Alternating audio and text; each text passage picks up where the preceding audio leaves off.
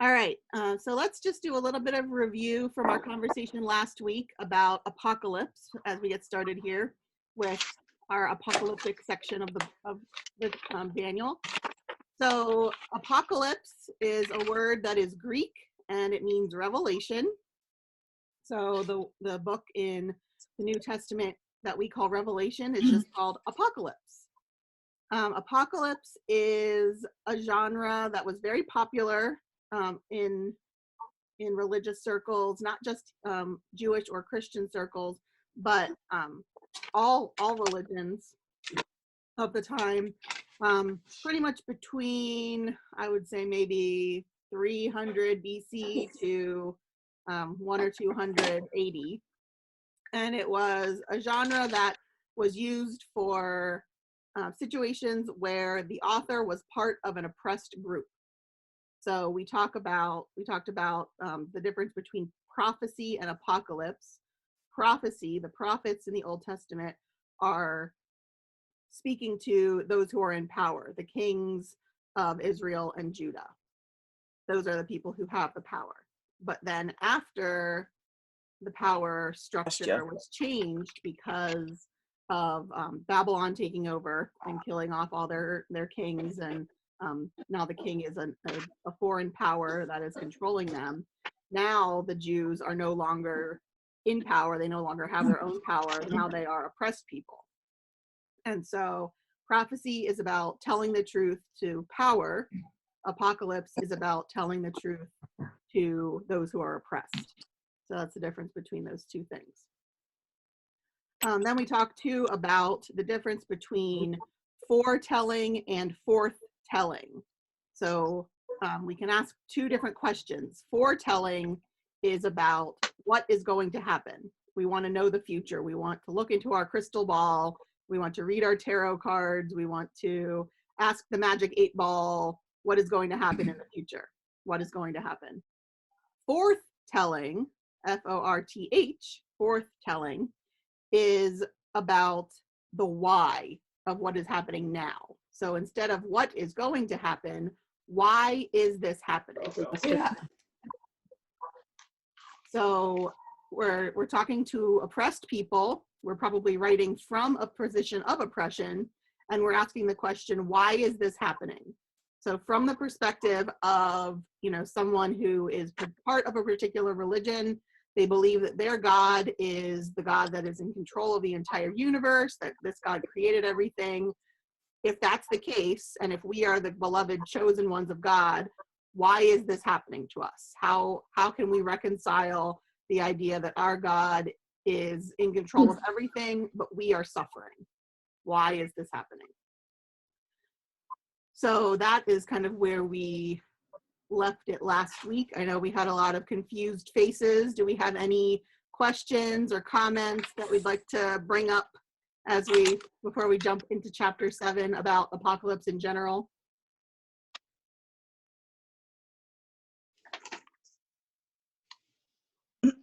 So Katie, No. you cut out in your explanation when you were talking about foretell being what is going to happen, and was there something other than foretell? Yes, forthtelling, F-O-R-T-H, forthtelling is why is this happening? Okay. I was just going to say that. And Go the ahead. other one, That's the question people are still asking Sorry, what was that? all these years later. Why is this You know. happening? Yes. I said that's the question that people are still asking all these years. Yeah, why is it? Mm-hmm. Yeah.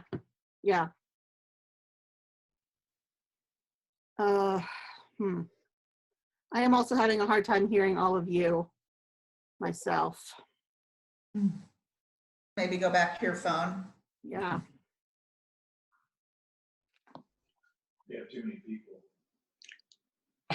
No, it's not us. It's my internet. I have too many people in my neighborhood who are on right now. You have not entered Yes. phone numbers. Go tell them to get off. So while I'm logging in here, Do our class instead. what other questions or comments do you have?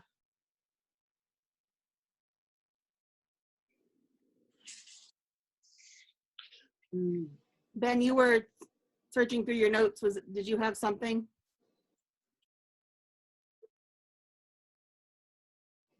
No? Me? Ben? Jen? Ben. No, nothing. No, that's different subject. I was just waiting for you. Oh, okay. I did watch the session 4 on the Greek Empire. Uh-huh. Is that related to these chapters? Yes. Okay, that's what. Yes. So we the will definitely sessions get on into the that. historical background don't match lesson 1. Oh, Oh, yeah, my internet's really slow. I can't even get this website to load. All right, here we go.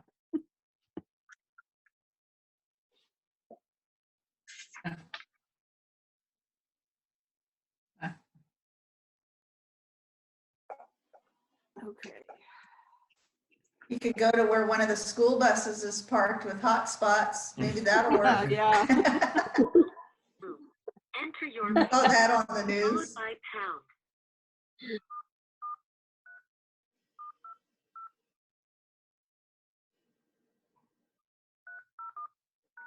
Many places are in the Enter country. your participant. With Please Zoom, enter the period. meeting password. I attended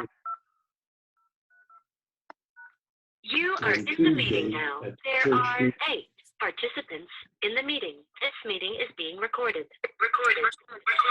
Oh my. Oh my. Here we go. Here we go.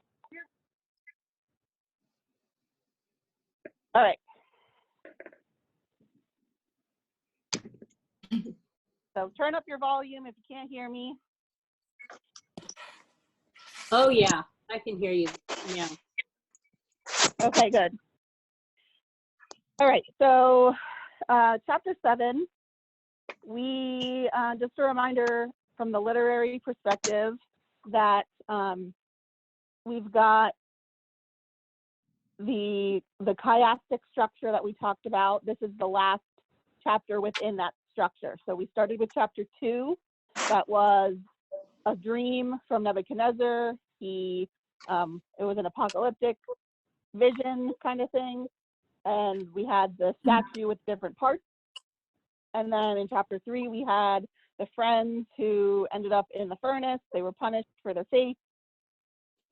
Then in chapter 4, we had Nebuchadnezzar being punished for his arrogance, but then he repented. Then in chapter 5, we had Belshazzar being punished for his arrogance, and he did not repent, so he was punished with losing his kingdom. Chapter 6, we had Daniel in the lion's den being punished for his faith, but then being redeemed by God. And now we've got chapter 7 back to that same theme as chapter 2 with the apocalyptic vision with the four kingdoms, 4 beasts this time rather than the 4 parts of the statue. So there will be parallels that we can draw between this and chapter 2 in some ways.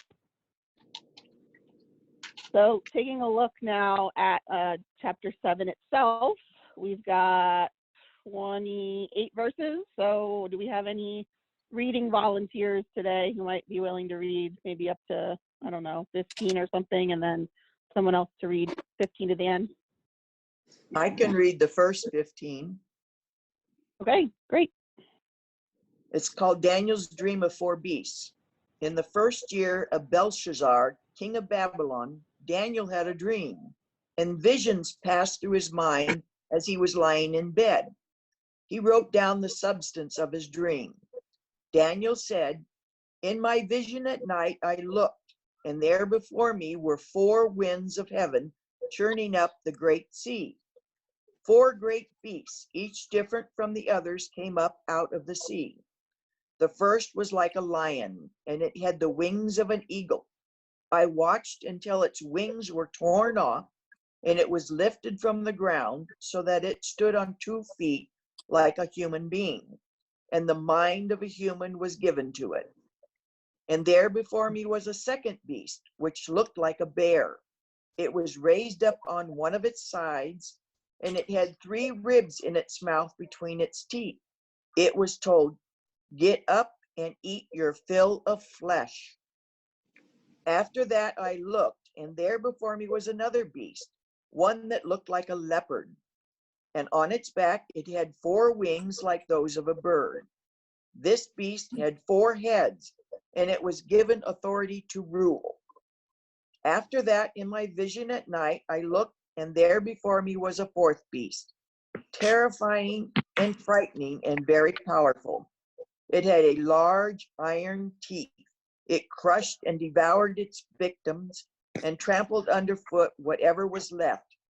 It was different from all the former beasts, and it had 10 horns.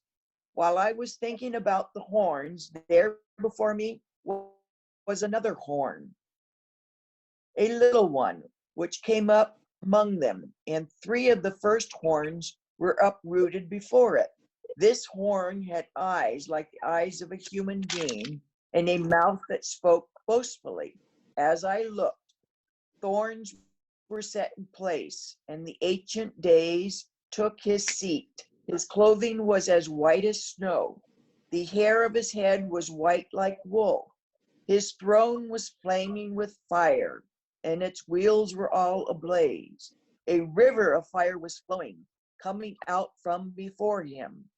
Thousands upon thousands attended him. 10,000 times 10,000 stood before him. The court was seated, and the books were opened. Then I continued to watch because of the boastful words the horn was speaking. I kept looking until the beast was slain and its body destroyed and thrown into the blazing fire. The other beasts had been stripped of their authority, but were allowed to live for a period of time. In my vision at night I looked, and there before me was one like a son of man, coming with the clouds of heaven. He approached the Ancient Days and was led into his presence. He was given authority, glory, and sovereign power.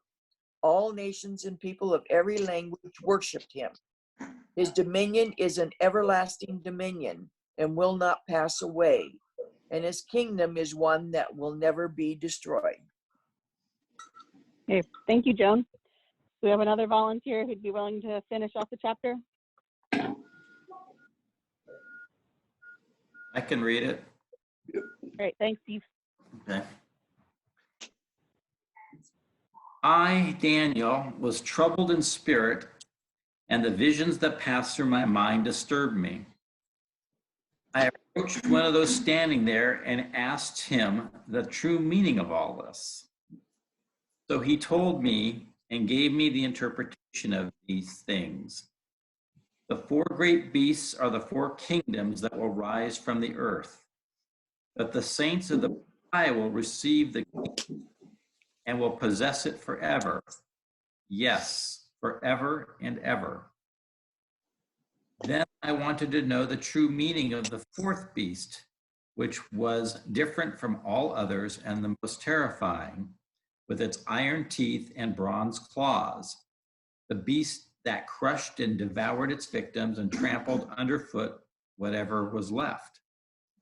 I also wanted to know about the 10 horns on its head.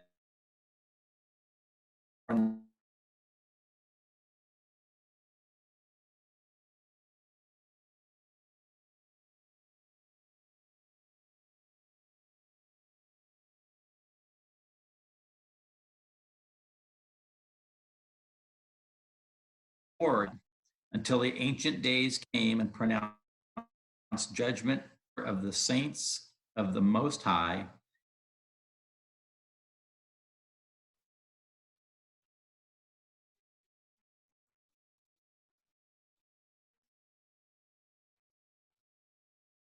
Earth. It will be different from all other kingdoms and will devour the whole earth, trampling it down and crushing it. The 10 horns are the 10 kings who will come from this kingdom. After them, another king will arise, different from the earlier ones. He will subdue three kings. He will speak against the Most High and oppress his saints and change the set times and the laws. The saints will be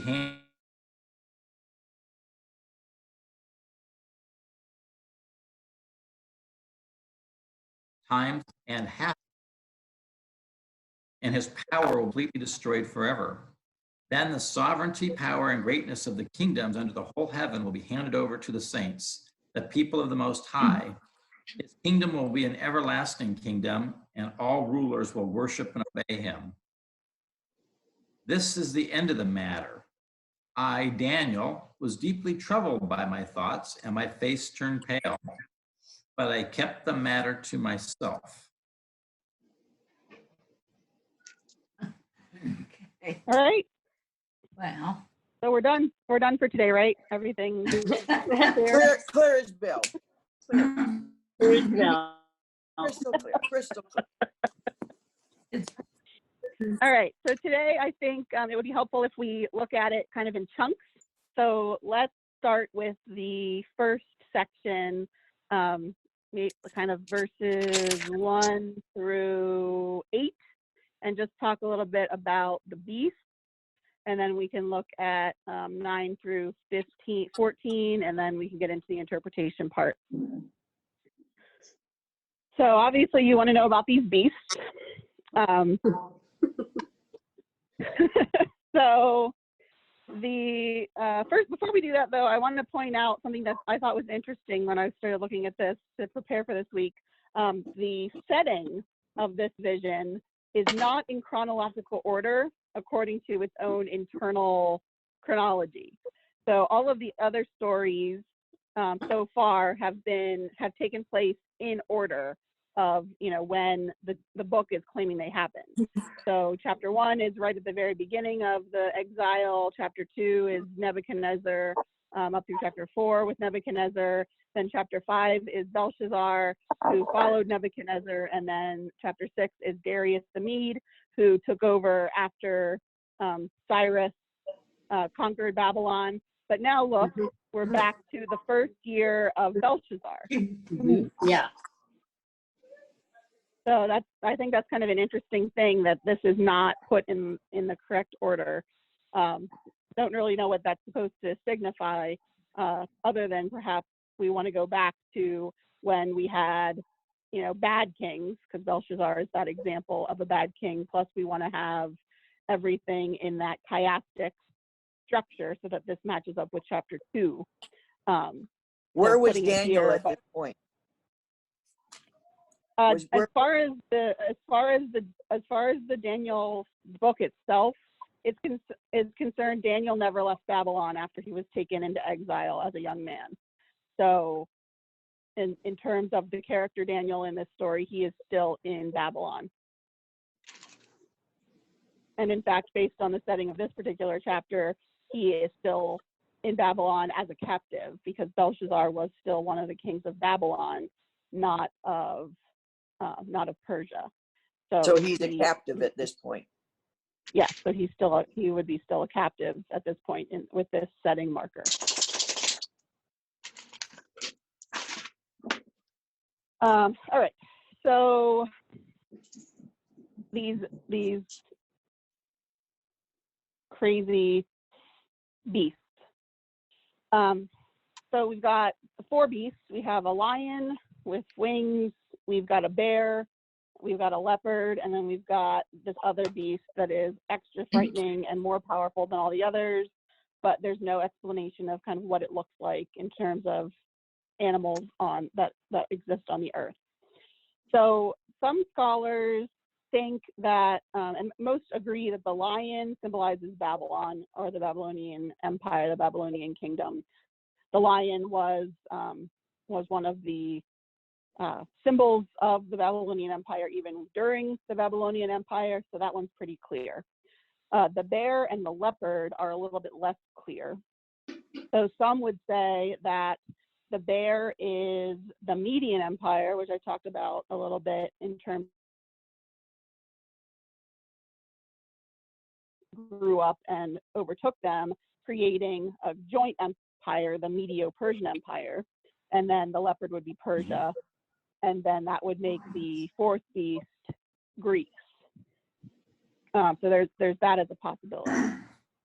The other possibility is that the lion is Babylon, the bear is Persia, the leopard is Greece, and then the other beast is Rome. And that is a reading that is more in line with trying to reconcile this vision with some of the visions that you find in the book of Revelation.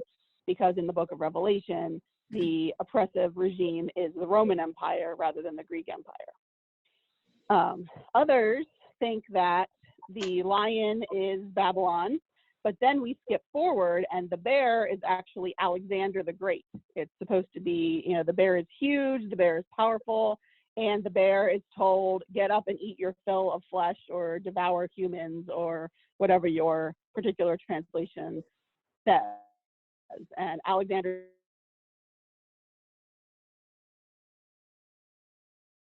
are known more than anyone had ever done that. And then that interpretation continues to make sense when you get to the leopard, because the leopard has 4 heads and 4 wings. And so if you say that the bear is Alexander, then the leopard would be the 4 generals who inherited and broke up the empire after he died. So if you remember, Alexander had no heirs, so it was a whole mess when he died and they couldn't figure out who was going to rule. And so the 4 generals decided that they would split his empire into 4 pieces and they would each get their territories. And so one person had Egypt, and another person had the former Persian, like kind of Iran, Iraq. Another one had the area that is now Greece, et cetera, et cetera. So that's another possibility, which then would make the fourth beast the goal in terms of oppression of the Jews with Antiochus Epiphanes, Antiochus IV, which I to take a look at that video, by the way, just so I have a sense. I did. Yeah, didn't have a chance to do that. Okay. So I can it helps a lot. Yeah, I so I watched can kind of do a bit, I think. Okay, yeah, it's pretty long. So I can give you a little bit of the background here. So after Alexander the Great took over the entire world, he died. He had no heir, and so 4 of his generals split the empire into 4 pieces so that they could each have their own territories and not fight over who was going to be in charge. And so for a while, the Ptolemaic dynasty, which kind of had Egypt as its main area of control, that the area of Israel was combined into that. And so Israel, the Jews were part of the Ptolemaic dynasty, and they were ruled by Ptolemy. And that is why we get a lot of Jews who moved to Alexandria. We have a lot of Jewish people in diaspora who live in Alexandria, because Israel, Judea itself, was right on the edges of that empire, in between the Ptolemies and then the Seleucids, who was another one of these generals, Seleucus. And so if you're on the edge and there's a lot of infighting going on, and if you live right there on the edge, then you are invaded a lot. And so you lose your stuff a lot. You know, when you've got these armies coming through and they want food, they want entertainment, they want, access to all of your goods, you are constantly getting taken advantage of. And so a lot of the Jews just said, fine, I give up, I'm leaving, and I'm going to go further into the empire where it's safer and life can be a little bit more reasonable. And so a lot of them moved to Alexandria. But the ones that stayed ended up actually getting absorbed into the northern kingdom, the Seleucid Empire, when they won a battle and took over some of that area. And so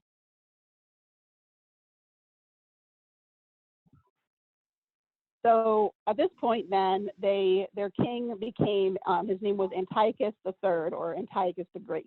And he was actually a pretty good king. He felt bad about everything that had happened, and he was really kind of glad that he now had Judea under his control, because when he invaded and tried to take over the Ptolemies and the Egyptian area, the Jews helped him. And so to reward them for that help, he did not tax them at all. So there were no taxes on Jerusalem and the surrounding area for a while, which is a huge thing because taxes were really, really high at that time. So so the Jews really got along with Antiochus III. When Antiochus III died, his son Seleucus was supposed to become the next king. He was the oldest son, and he did for a little while. He, because of some war debt that he owed, did start taxing the Jews, but he kind of mostly, for the most part, father. But then he mysteriously was murdered.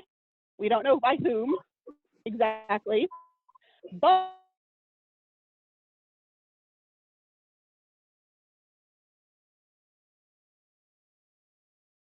he became the king. Seleucus's brother, Antiochus IV, became the king. So it's a little bit fishy how this all went down. And it's possible that Antiochus IV had his brother murdered so that he could take over the kingdom instead of his nephews, who were supposed to be the next in line. So already we know that Antiochus IV is not a great person. But that little story might help out with interpreting this part about the 3 plucked horns, the 3 horns that got pushed out for the little horn to come in.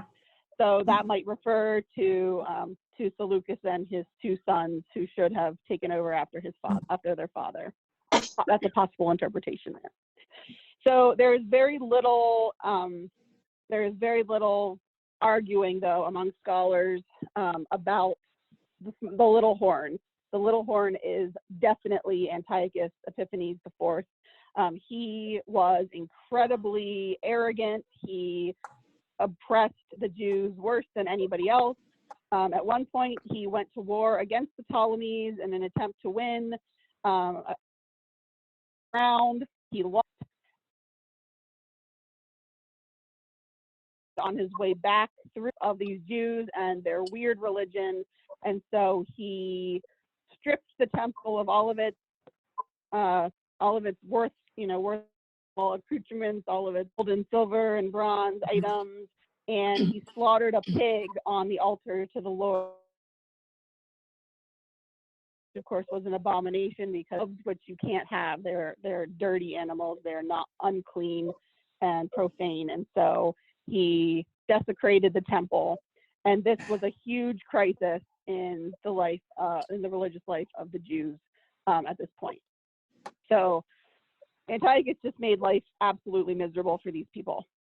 So it's clear to scholars that the horn refers to him in this vision.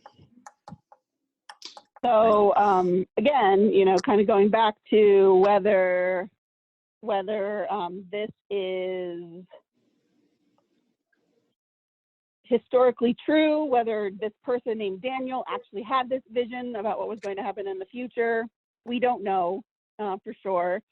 I don't know that it matters all that much, but like what I said before, the important thing to remember about apocalypse is not the question what is going to happen, but why is this happening?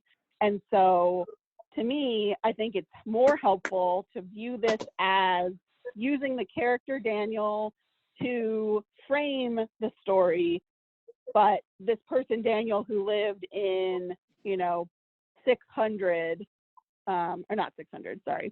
500, maybe 540 BC, certainly isn't still alive in 130 BC. That's several hundred years later. But what is more powerful in terms of helping people with their daily lives? For Daniel to have this vision in the year 540 BC about what's going to happen in 300 years, or for someone who is trying to help people who are dealing with this Antiochus guy in the moment, asking the question, why is this happening? And for that person to use this story of Daniel to help them to kind of relate and regroup and understand that even though it doesn't look like it, God is still in control. This has happened before. Remember when the Babylonians took over and everything was okay, and God was still active in the lives of these people, including this guy Daniel. That's still the case today. We still have hope. We still have God among us. We just have to look for it, like they did with Daniel. So to me, that is more the direction that I would go in my interpretation. But you don't have to. So a couple other things here. Let's see. Oh no, that gets into the Ancient of Days stuff. So, oh no, I do have one more thing. So the small horn, like I said, most scholars today believe that it's Antiochus Epiphanes IV. But there have been other people over time who have kind of reinterpreted this. So who the four beasts is associated with is pretty much always some kind of combination of Babylon, Persia, Greece, and Rome. Nobody over the course of Christian history, for historians at different eras and times, has deviated too far from that. But the identity of the small horn has changed significantly over time. So in the very early church, the small horn was thought to be the Antichrist, who is a character that appears in the book of Revelation. So there was a lot during that time that in the early church, in the 2 and 3 and 400s AD, there was a lot of trying to combine this Daniel stuff with what happens in Revelation, because both of those are the biggest sources of apocalyptic literature in the Bible. So they're trying to kind of reconcile these two things. And so they think that the small horn refers to the Antichrist. But then in about the 10th century, kind of, early to Middle Ages, they start to interpret the small horn as Muhammad. So Islam grows up as a religion, and then they start to have the infighting and the Crusades start. And now all of a sudden the small horn is being interpreted by theologians as Muhammad, this arrogant, loud mouth that's, trying to take over everything and is oppressing us Christians in Europe. And then when we get to Luther, the small horn is now the Pope. Because of course we hate the Pope, and the Pope is nasty and going against God and telling us things that are false. And so for Luther and for theologians after Luther for several hundred years, the small horn is obviously the Pope. So there have been different interpretations of this over time, but today scholars are pretty set on this. At least historically, it refers to Antiochus IV. Now that is not to say, of course, you can't look at this and find connections to what you're going through today, or what different groups are going through today.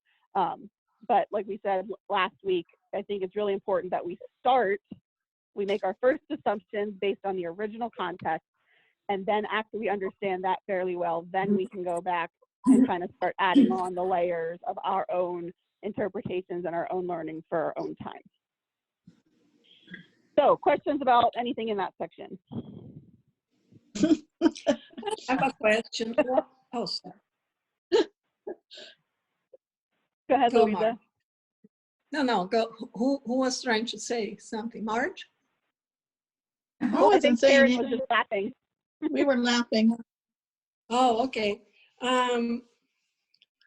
What's the meaning and why did they use these type of symbols in parts of the Bible, like in Daniel, Revelation? There are other books, I think Jeremiah, I can't remember. But was there any particular reason why they use these symbols, these beasts? Yeah, so you remember, so prophecy is speaking truth to power, and when you look at the prophecies, when you look at the prophets, they're pretty clear.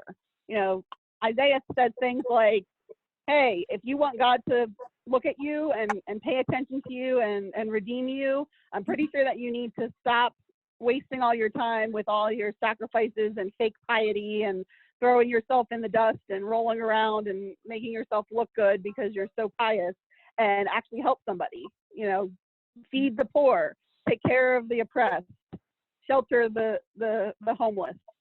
It's clear. You can speak directly to power. You can tell them the truth. But when you are the oppressed people and you want to share a sign of hope with them, you have to be a little bit more careful, because if the people in power get a hold of it and they see, you know, that you're criticizing them or suggesting that they're going to lose their power because God is in control, they're going to get angry and they're going to kill you.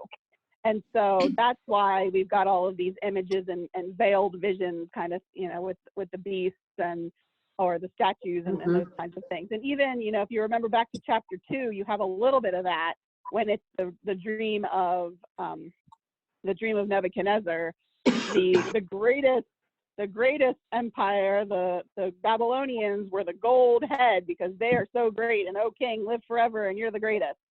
But then you notice later, Daniel doesn't heavily emphasize quite as much that, hey, even though the head is the best part, it still gets destroyed by the little rock.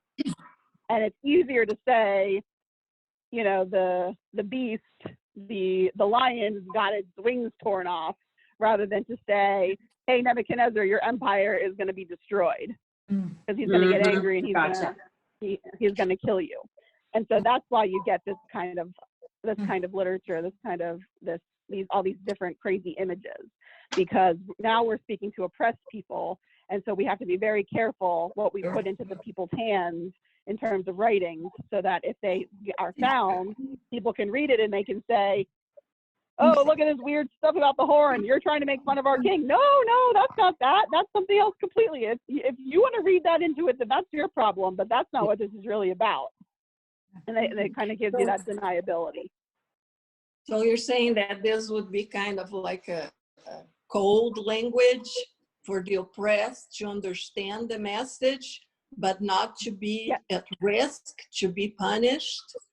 And did the oppressed in that time in the Bible, the Israelites, could they understand all this symbolism? Was it something that was part of their culture or something? Yeah, so when you know that, I think that's why part of it is so connected to what even we know today. Like the lion is definitely Babylon, and that really helps to connect it. And of course, you know, these people were living it at the time. They knew, they would have known some of these things that we don't know today, like who are the 10 horns. Specifically, they would know that there were 10 other kings before Antiochus that existed. They would know what the reference is to the 3 horns.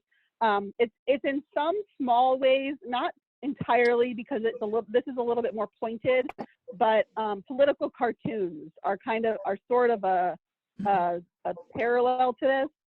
Political cartoons, at least in America, are much more open about who they're referring to, and sometimes even label them with the politicians that they're referring to, because we have that freedom to do that.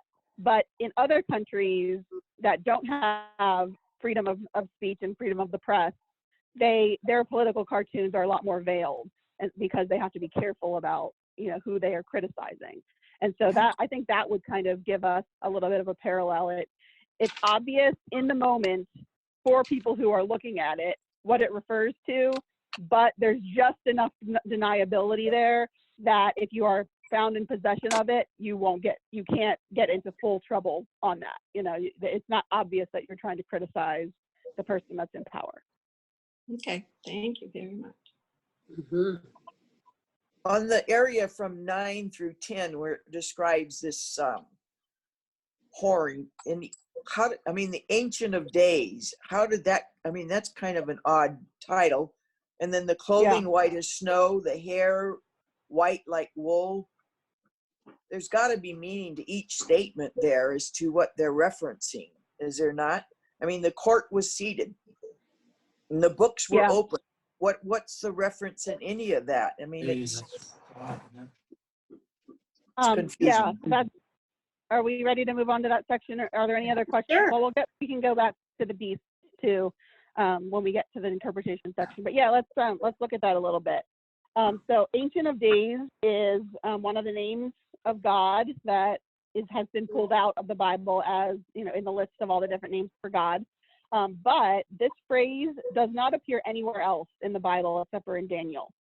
And so there's definitely a focus here on the eternal aspect of God, Ancient of Days, you know, the one who has existed for all the days, who exists outside of time, even, versus the temporary role of these earthly powers that are oppressing the people. So once again, you know, talking about the bigger power of God, even in terms of being in control forever rather than being in control only for a period of time. There's an interesting history for this particular phrase. Most Christian interpretations over the course of history of this have pointed to God, to the Father, as the one who claims this title, Ancient of Days. But in the Greek Orthodox Church, they believe it actually refers to Jesus. They emphasize the eternal nature of the Son in the Trinity even before the incarnation. So Jesus is the Ancient of Days who existed even before we knew him as Jesus, as this human person on earth. And so in a lot of Greek Orthodox art, in icons, Jesus is often depicted as an old man, in reference to this interpretation of this chapter with the Ancient of Days. So they draw him as an old man with the white robe and the fire coming up around him and all of those types of things. Jesus is the Ancient of Days. And a lot of the other early church fathers that even weren't part of the Greek Orthodox faith that developed really liked this image. They often like to refer to the Ancient of Days who became an infant for our sake, the Ancient of Days who is now a child, you know, when they're talking about Christmas types of readings. So that kind of juxtaposition of this being that is outside of time becoming part of time, and not just part of time, but part of the earliest of time for the life of a human being, becoming an infant. So yeah, the images of the Ancient One and what's going on in this throne room is certainly an attempt to compare to the thrones and to the activities of a royal court, but everything is overblown. So, you know, you've got the Ancient One, the Ancient of Days, who exceeds and surpasses all time. You got the clothing as white as snow, which you couldn't do, you know, at this time. You could get pretty white, but white as snow is beyond anything that was physically possible for clothing at the time. Fire, you know, the throne is fire, and the wheels were burning fire, and there's fire issuing out from it. Thousands served him, not just a couple of people around. 10,000 attended, not just a small court. This is a huge thing. And now that we've got the court sitting in judgment, the book is open. So those are familiar images of this time, that this is, you know, when you went into the court of the king sat up high above everybody, trying to look intimidating. The court was in session. Whatever your problem was being heard, but everybody was there to judge you. This is what the intention of this image is supposed to be. This is the regular court anxiety bolstered up several thousand notches. It's even odd that it's not just throne, it's thrones, plural, because it's thrones were, so it's more than one throne. Yeah, thrones were set in place, and the Ancient And the of Days books open, throne. what was that reference to? Is that the court books or the paperwork? Yeah, they would write down what the judgments were for the day and what the king had accomplished for that day and that kind of thing. Throne flaming with fire, meaning power. Yeah. And wheels danger. ablaze, meaning ability to move on and Yeah, all the fire stuff I think is about power and danger and having all the control and you being exposed as the one that's being judged. Wheels meaning you could go anywhere? Yeah, possibly.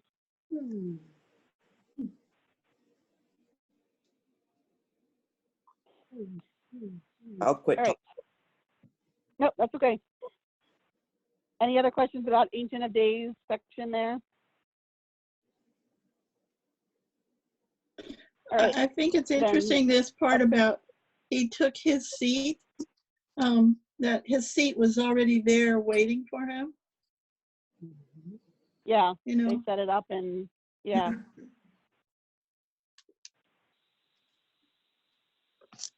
Yeah, they set it up for him.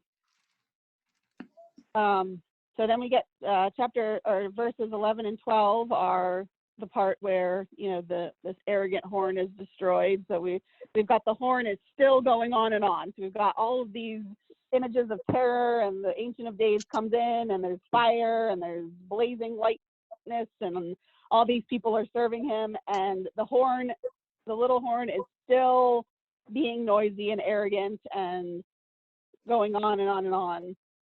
And then the beast is finally put to death. The beast is subdued.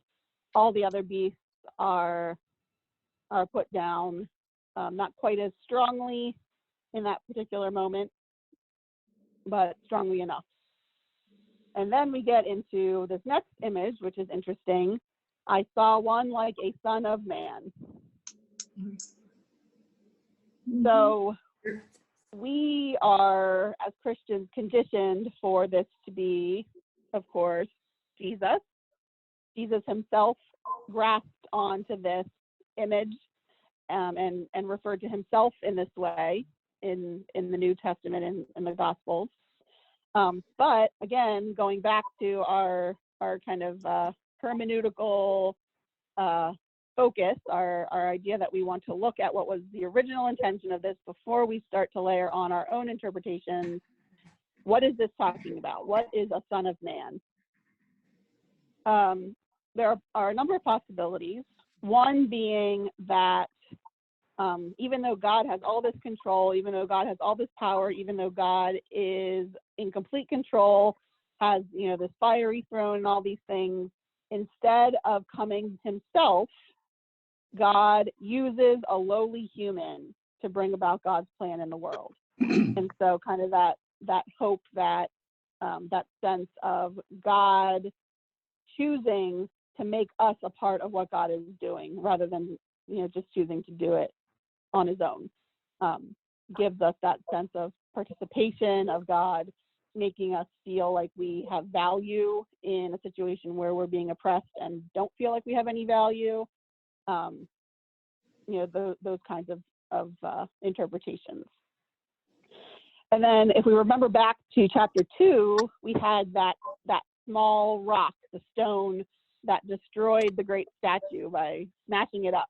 And so we talked there about how the small stone might refer to the people of Israel as a whole group, even though it's, you know, referring to one person. That one person is a metaphor for the entire people of Israel. That the Son of Man is the Jewish people who are called by God to take this control on behalf of God and be a blessing to the rest of the nations of the earth because of their connection to God, and ideally because they behave in the way that God wants them to behave. And so that's one possible interpretation of this. Or, you know, we could go back to some of the other things we talked about too with chapter 2, the suffering servant, the one, you know, in some of those Isaiah prophecies that were about one individual person. And then we get into, you know, Messiah outside of Jesus, but that one person who rises up from among us to be the one who is going to rescue us and lead us in God's ways forever and ever.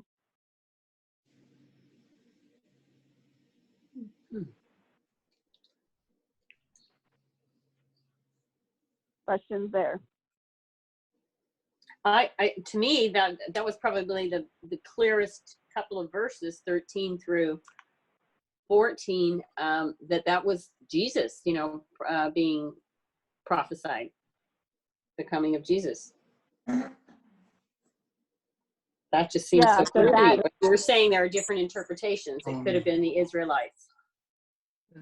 Yeah, so again, going back to our talking about foretelling versus forthtelling, Gotcha. are we looking at this as a when we use the word prophecy, we think about that, about the crystal ball kind of stuff, about telling us what is to come.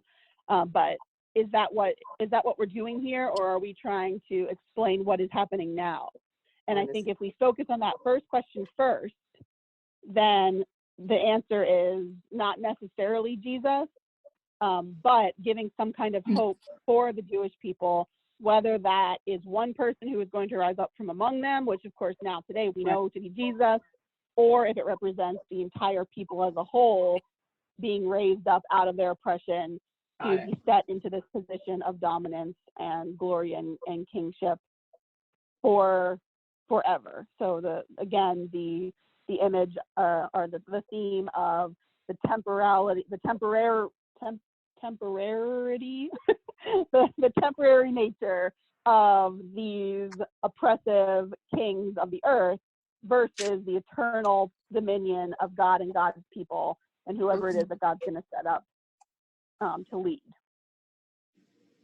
But after we get through that, there's nothing wrong with us looking back and reinterpreting that. Even Jesus does. He looks back at this.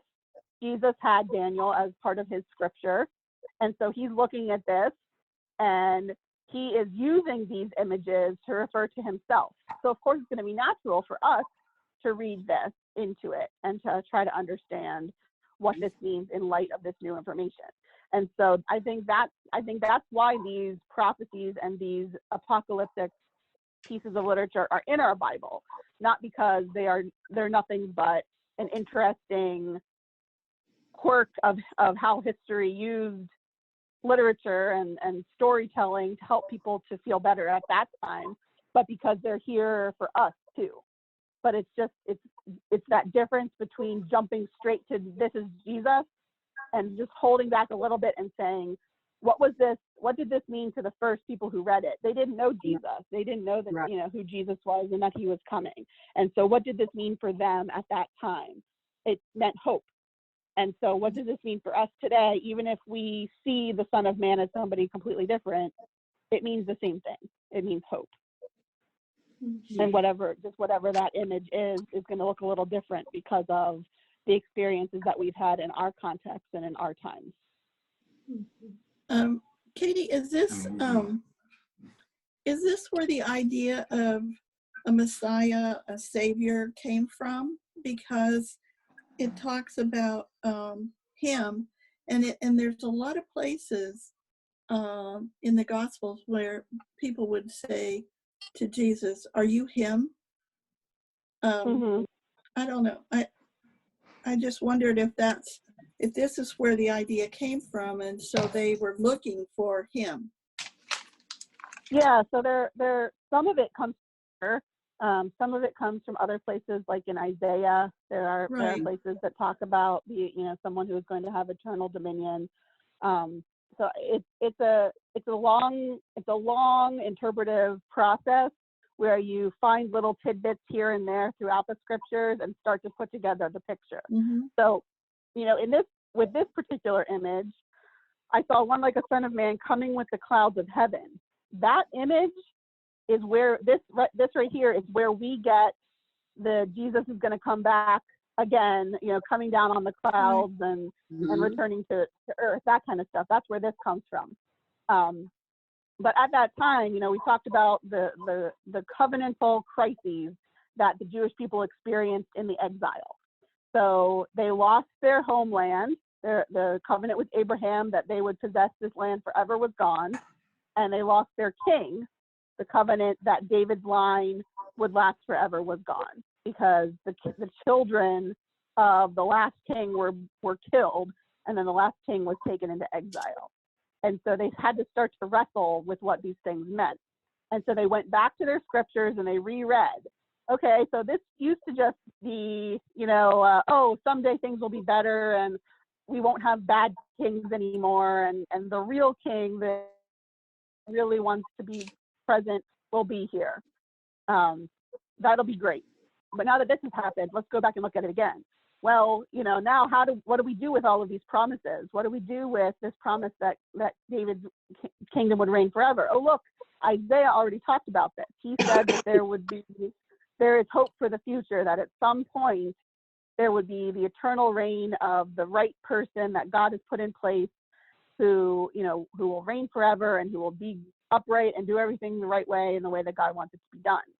And so you start to form these ideas and pull these things together. And, oh, look, now we've got this Son of Man that's sent by God.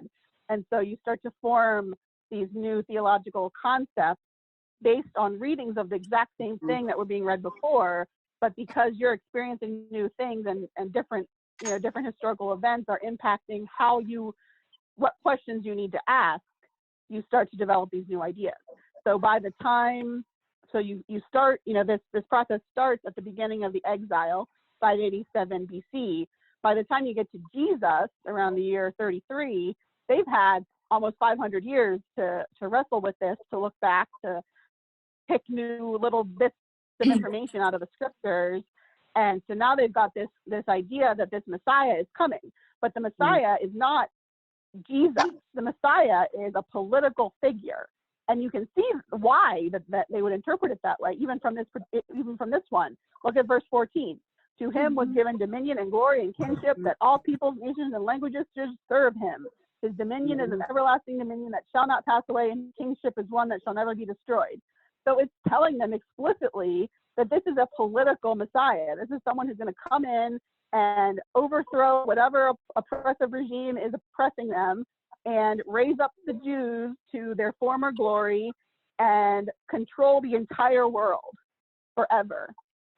So them asking those questions, are you the Messiah? Are you here to overthrow the Romans? Are you here to reestablish the kingdom of Israel? Those were not stupid questions for them to be asking. Those were legitimate questions.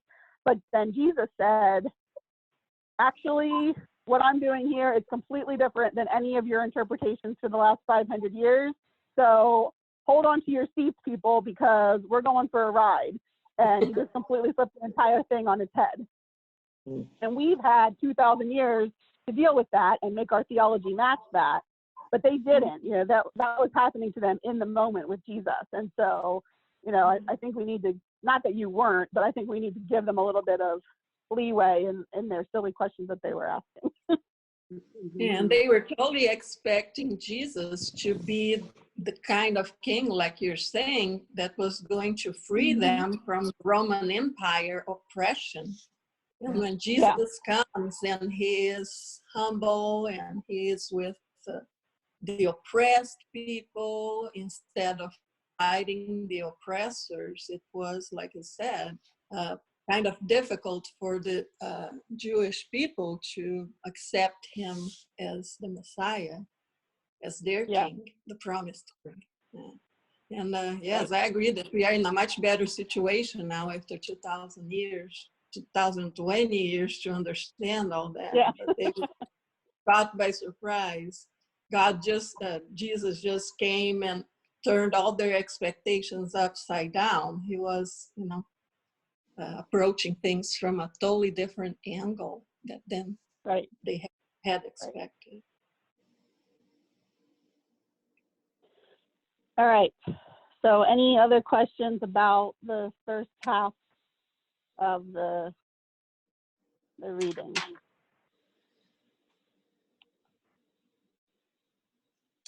So is that why the Jews still have problems with Jesus? Yeah. Because they expected him to be a political, to save them from the Romans and everybody else over the centuries. And he, I don't know. I don't know what I'm trying to say. Yeah, no, I think it's about interpretation. And, there are some Jews who accept that Jesus is the Messiah. They're called Messianic Jews. Yeah. So some kind of bought in. And in the early days, almost everybody who was a Christian was also a Jew. It wasn't until Paul started to bring in Gentiles that, things started to change. And then, of course, it really changed when Christianity became the religion of the empire under Constantine. And so now we've got power. Whenever Christians have power, things start to go awry, because the Bible is not written for people who are in power. The Bible is written for people who are looking for redemption by God. And so, when we get to Constantine, he says, oh, well, now that this is the religion of the empire, everybody's got to accept it. And then the Jews said, well, we're not going to accept that. That this doesn't match up with what we understand the Messiah to be. So why should we do this? And then that was when kind of the persecution of the Jews started by Christians.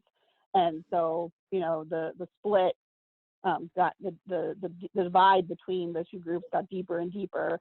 And eventually you get to a point where your theology can never be reconciled, even though it started with people who had basically their understanding was not that they were of two different religions. Their understanding was that Christianity fit into the Jewish religion. Mm-hmm.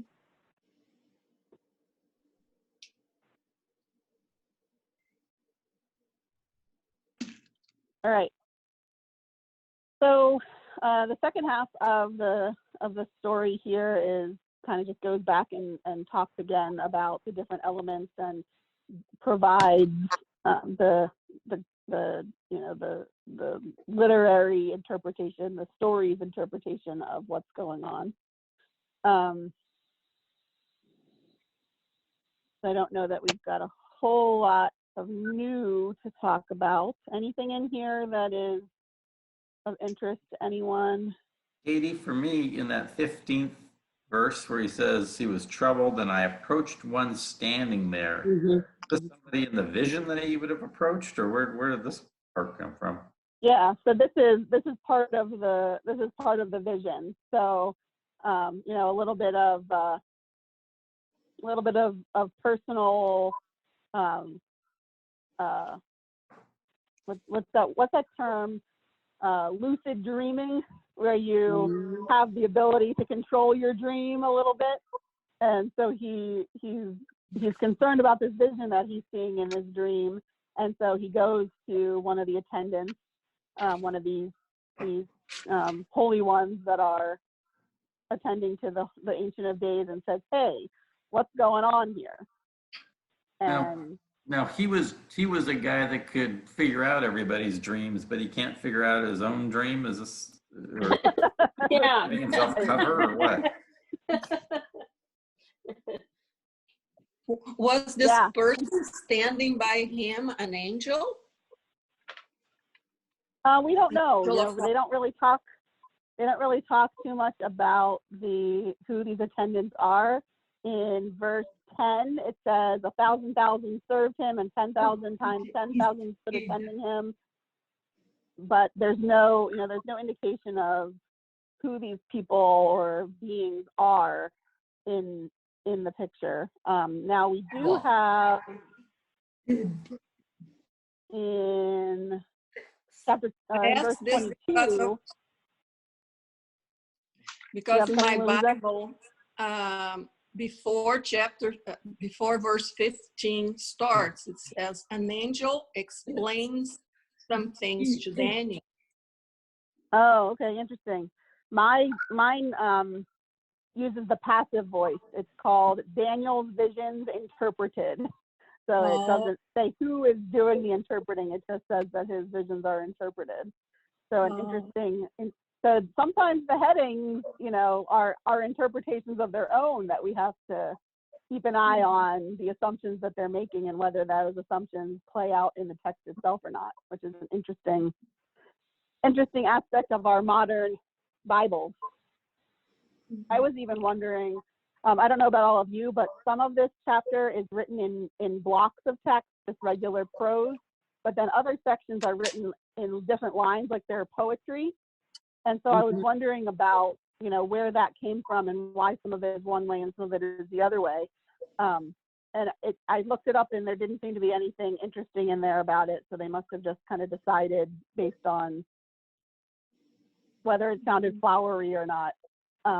Because the original scrolls that these books would have been written on were very expensive to make and very hard to come by. And so when you were reading in Hebrew, there were no spaces. There weren't even any vowels.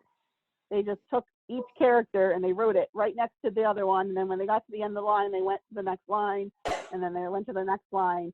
And so figuring out whether something is supposed to be poetry is all interpretation, because there wasn't, you know, there weren't lines like this in the original scrolls that they translated this from, because they were trying to cram as much information into each scroll as they possibly could.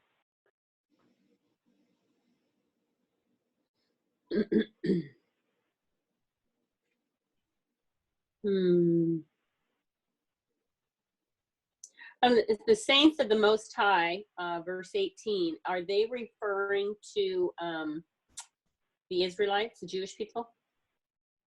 Is that who is referenced there?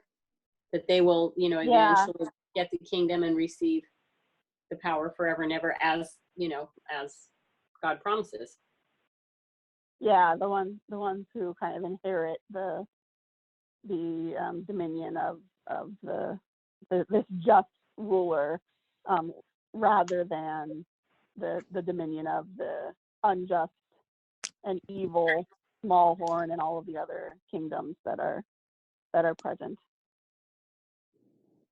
It's kind of the you know, the turning around of how things are now. So right now we've got all of these powerful beasts that are in charge. We've got this ferocious and destructive lion. We've got, you know, it has wings, so it's really fast and can you know, has the ability to snatch. We've got the bear that's huge and has a lot of strength. We've got a leopard that's really fast and can gobble down things really quickly. And then we've got this terrifying beast. So describing these beasts at the maximum of their capacities, so that then when they are destroyed by the Ancient One, it's clear how much power the Ancient One has. You know, kind of the same theme that we've been exploring the whole time, that God is in control. God is always going to have more control than anybody else, regardless of what it looks like. Now, God's got it in hand and eventually will set things right. And we just have to hold on to that hope that even if we personally don't live to see that day, we know that eventually we will be vindicated. Eventually we will receive the glory of having followed the correct God, as long as we, you know, maintain our faith and put our hope in the right place.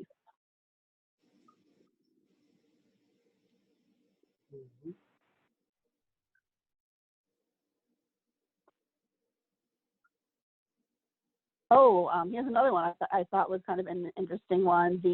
Let's see what verse is it in, 25.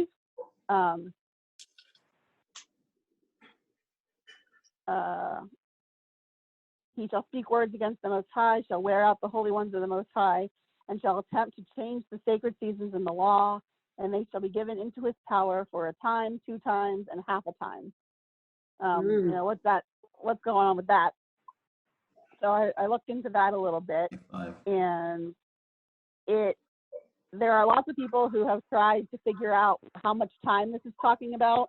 A lot of the early and medieval Christian scholars came up with 1,260 years with their calculations.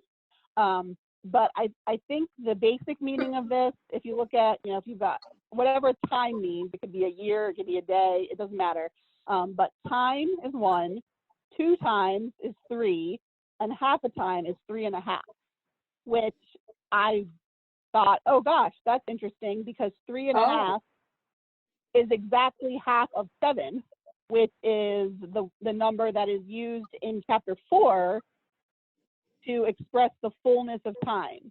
So Nebuchadnezzar is in the form of, or experiencing life like the oxen for what it says is 7 times. And again, it uses that word times. It doesn't give us an actual unit of time measurement, like a year or a day. It just says times. And so I think the point here, the basic point is, this is not the end. The fullness of time has not yet come. We are only halfway through. Hold on to hope, because when the fullness of time comes, things will not look like this anymore. It will be much different. It will be the way that God wants it to be. Mhm. Yeah, I researched about that, and I got the same note here that you said. They came down to 1,206 years, and they cite Numbers 14:34 and Ezekiel 4:6 for references to figure out these 1,260 years. Mm-hmm. And again, you know, I don't think there's anything wrong with doing that kind of calculating, but I think it goes back to those 2 different questions that I've emphasized. Why is this happening? So easily twist into what is going to happen, because isn't it human nature to, if you're in this kind of situation of oppression, how long is this going to go on? When is the end going to come? For us, when is Jesus going to return? I'm so tired of the world being like it is, and with children struggling and starving and being murdered and wars happening. When is Jesus going to come? And so it's so easy for us to look at this kind of thing and use it to ask that question. What is going to happen? When is this going to happen? Rather than the question, why is this happening? And so, you know, coming up with all these numbers, I don't think there's anything wrong with that as a secondary activity, as long as we remember that the original purpose of this is, why is this happening now? To give us that hope for the future. Are we going to be able to figure out the exact day that the Jews are going to be released from their oppression against the Greeks or against the Romans or against Hitler? Of course not. Are we going to be able to figure out to the day, because we use all these calculations, when Jesus is coming? No, we can't. If you want to do that with your time, I have no problem with it. But you have to keep in mind the original intention, which is, what is the original meaning of this? Why is this happening? Answer, keep pushing. The end has not come yet. This is not the fullness of time. We're only halfway through. Everything's going to be okay in the end. It's almost like telling your kids tomorrow we'll do it. Right. Where'd that come from? Yes. Tomorrow will be okay. All right. So any other questions, any other comments, any other disagreements with Katie? I'm always happy to hear your disagreements.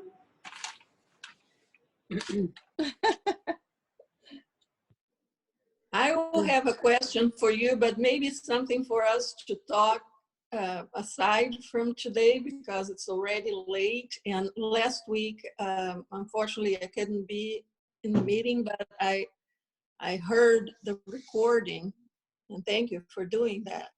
And you touched up briefly on determinism and predestination. These are, especially predestination, is something that I have a particular interest in studying, but I don't want to make this too long, and maybe someday we can talk about it. But I have a lot of yeah, questions I'd be happy to about do that. I come from a Oh, wow. Presbyterian background, so I'm I all on board do. with talking I about was raised predestination. Presbyterian. My whole family is Presbyterian.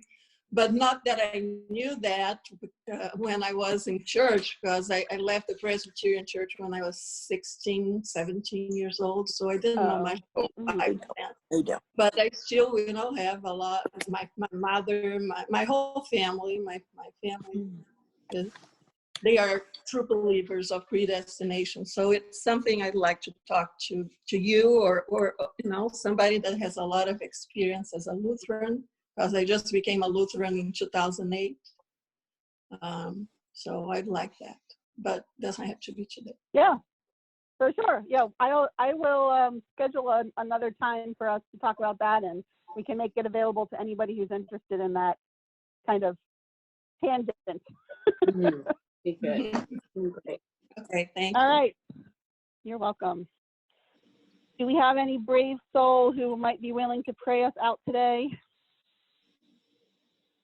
I'll do it. All right. Thank you, Karen.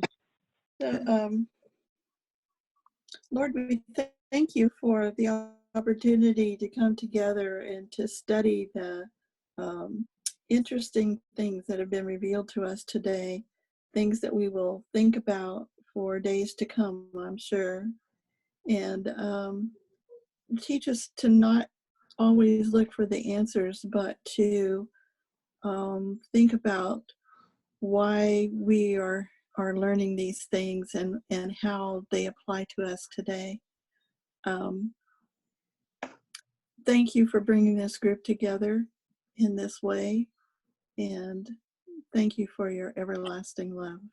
Amen. Amen. Amen. Thank you, Karen. Thank you, everybody. Good to see everyone. Thank you, Katie. Yep. Have a good Bye. day. Have a wonderful day. Great. Thank you. Bye. Good night. Bye. Bye. We'll learn.